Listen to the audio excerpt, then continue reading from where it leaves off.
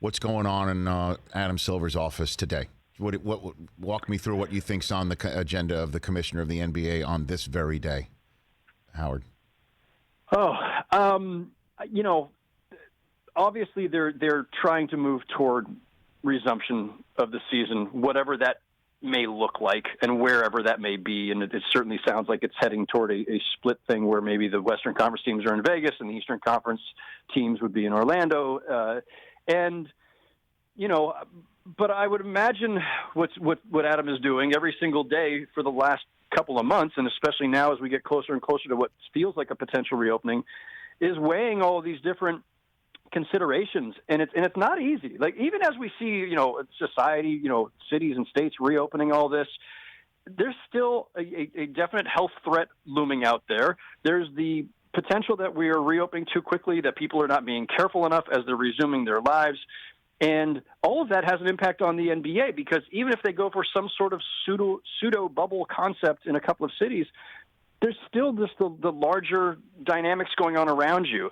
And any given day, things can turn, and it could scuttle whatever the league is planning. And they have to weigh the risks to not just the players. People always say, "Oh, it's just players. Yeah, they're elite athletes. They'll be fine." Well, one, plenty of people in their 20s and 30s have died of this virus, and others have overcome it, but had lasting damage to internal organs. So these are serious concerns. And besides that, the NBA isn't just the players. It's coaches who are older, some of whom up in their 60s and 70s, and it's other team personnel. And so there's just so many things that Adam Silver has to weigh, whether it's what the owners want to do, what the players are willing to do, coaches, referees. It's a lot of constituencies that he has to account for in figuring out what's the safest way of doing this, and while still preserving some integrity to the season. So what you're hearing is Disney World for East, Vegas World for West, and do your best to quarantine everybody during the period of actual play. That's what you're hearing right now, Howard? Well, that has been the I think Mark Lasry, the co-owner of the Bucks, was on record on CNBC yesterday saying that I hope I'm remembering and attributing it to the right place. So Sure. much has come out in the last 48 hours, but I think that was Mark Lasry's version of it. That's what they're discussing. Now, things can obviously still change, but we're not going to see NBA play anywhere until at least I think mid to late July, because they still have to first get teams back together and practicing and training. Look, reasonably speaking, it should take 3 to 4 weeks just to get players back in shape. It's been a couple of months, and this isn't the normal couple of months where, in a normal off season or even during a lockout, at least during those times, you still have access to gyms. And I know people think, well, they're NBA players. They're all rich and they all have home gyms. Well, no, they're not. They don't all have home gyms, and a lot of them don't even have, baskets anywhere near them to shoot at. And a lot of them are in apartment complexes with, no facilities or facilities that are closed. So it's going to take a while to get guys back in shape. And that's the other health concern. The virus aside, you don't want to have guys come in and start playing before their bodies are ready for it, and have guys, tear an Achilles tendon or a knee. And so there's just a lot that they've got to get done. Yeah, no, for sure. And we did see with the horse attempt at live sports a few weeks ago that, not everybody.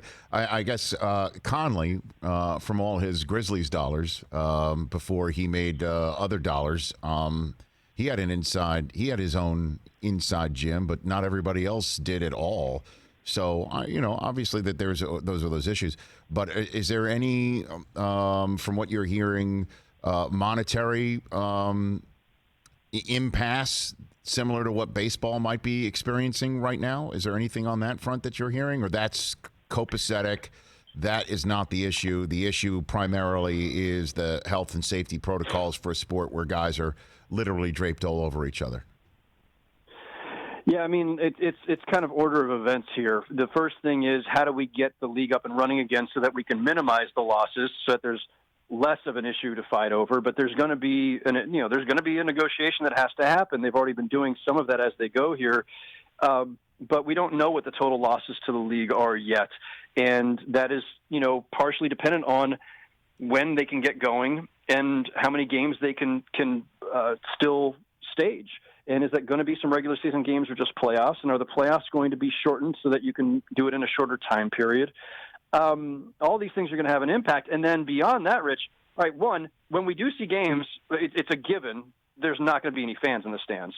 Two, whenever next season starts, if it's October, which would be the normal schedule, or if it's pushed back to November, December, which seems more likely, next season is almost certainly starting without fans too. And if you talk to experts, there's a chance that we don't see fans in stadiums and concerts and all these other things, any mass gatherings, until maybe middle of next year, in which case you're going to have maybe an entire NBA season played with no fans, in which case, again, massive financial hit on that side. And all of that's going to have to be negotiated between the players and the owners, but it's too soon to speculate on how that will play out or how big of a hurdle that is. Hey, you watched all the way to the end. Thanks for that. Watch more right here.